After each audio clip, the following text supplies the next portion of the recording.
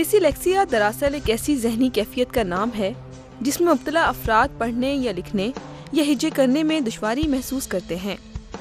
سائنسدان اس بات پر اتفاق کرتے ہیں کہ دماغ کے وہ حصے جو پڑھائی لکھائی کے کام میں ملوث ہوتے ہیں، وہاں اگر کوئی اعصابی مسئلہ درپیش ہو تو ڈسلیکسیا ہو سکتا ہے۔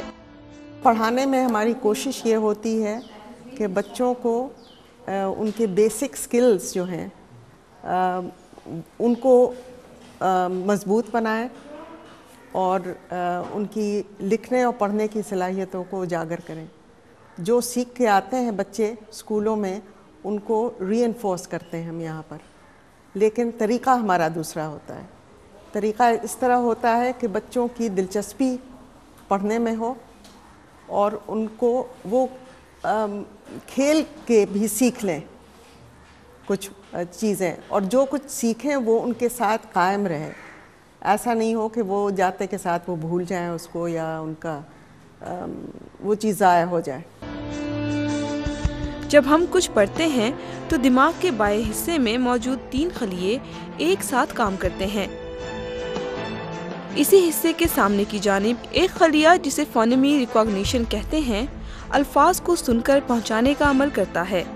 درمیان میں موجود خلیہ حروف یا الفاظ کا تجزیہ کرتا ہے جسے ورڈ انالیسس کہتے ہیں، جیسے ٹائے گر، جبکہ تیسرا حصہ جو دماغ کی نچلی سطح پر ہوتا ہے حروف کو فوراً سمجھ جاتا ہے، جسے آٹو ڈیٹیکٹر کہتے ہیں۔ یہ خلیہ اگر صحیح کام کر رہا ہو تو بغیر کسی دشواری کے جملے یا الفاظ کو پڑھا سمجھا جا سکتا ہے۔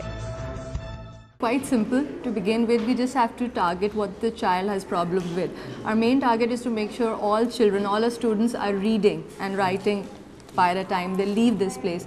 So we use different methods for it, and if they have a problem with encoding, which means spelling, so we use different methods like this. Like we make mnemonics. For example, if the word is usually, so a child who's interested in wrestling, we pick that up and we encourage him, and it just becomes a simple rhyme, which is Undertaker's hold you a living legend yo-yo, which is just funny and it just makes them remember, it just sticks, and that's the whole point. So our motto is anything which works. So tap on the child's thing. Yeah, this is another method to teach them words and rhyming, especially phonemic awareness, which is really, really important for reading. So this is the word pyramid. You throw it down, and let's say if it's ill, so I play a game with the child and he has to or she has to make different words by putting the initial consonant, anything from Bill, and we go through all the letters of the alphabet. Whatever makes sense, they write it down, and that's how they learn. And this resulted in, like the ill words resulted in a child making a whole poem out of it. Dyslexia کے متاثر بچے یا شخص کا دماغ انہی 2 خلیے auto detector اور word analysis تک رسائی کی کوشش کرتا ہے، لیکن مثبت جواب نہ ملنے کے بعد متاثرہ شخص یا بچہ صرف دماغ کے ایک خلیے جسے ورڈ انالیسس کہتے ہیں اس پر اکتفا کرنا پڑتا ہے۔